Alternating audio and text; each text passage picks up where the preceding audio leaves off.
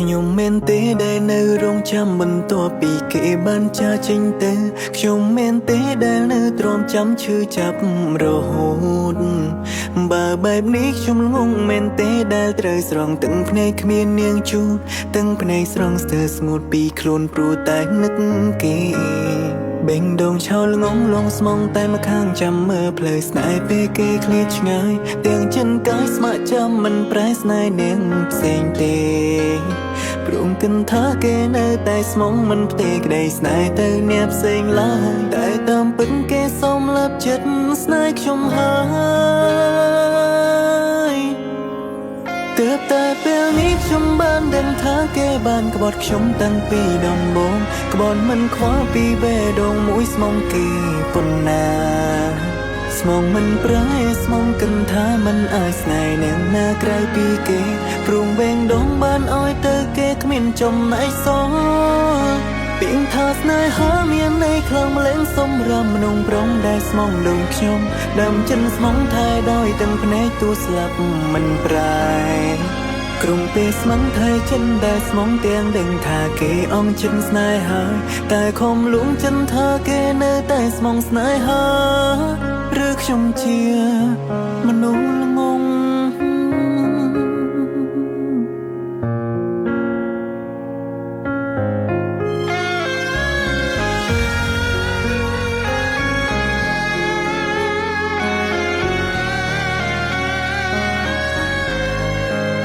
បេងដងឆោលងងលងស្មងតែម្ខាងចាំមើលផ្លូវស្នេហ៍ពេលគេឃ្លាតឆ្ងាយទាំងចិនកាយស្ម័គ្រចាំមិនប្រែស្នេហ៍នាងផ្សេងទេ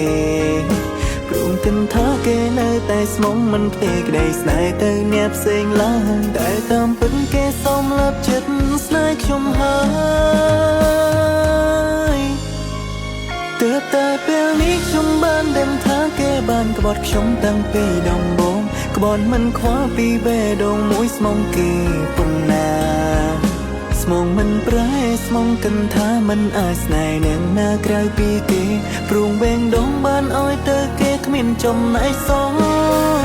ពីងថាស្នេហាមានន័យខ្លាំងម្លេងសំរាមមនុស្សប្រុងដែលស្មងដូចខ្ញុំដើមចិនស្មងថែដោយទាំងភ្នែកទូស្លាប់មិនប្រែក្រុមពេលស្មងថែចិនដែលស្មងទាំងដឹងថាគេអងចិនស្នេហាតែខំលួងចិនថាគេនៅតែស្មងស្នេហាឬខ្ញុំជាមនុស្សល្ងង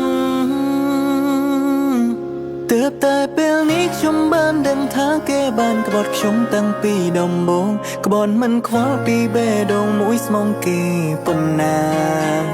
ស្មងមិនប្រែស្មងគិនថាមិនអាចស្នេហ៍នាងណាក្រៅពីគេព្រមវែងដងបានអោយទៅគេគ្មានចំណែកសង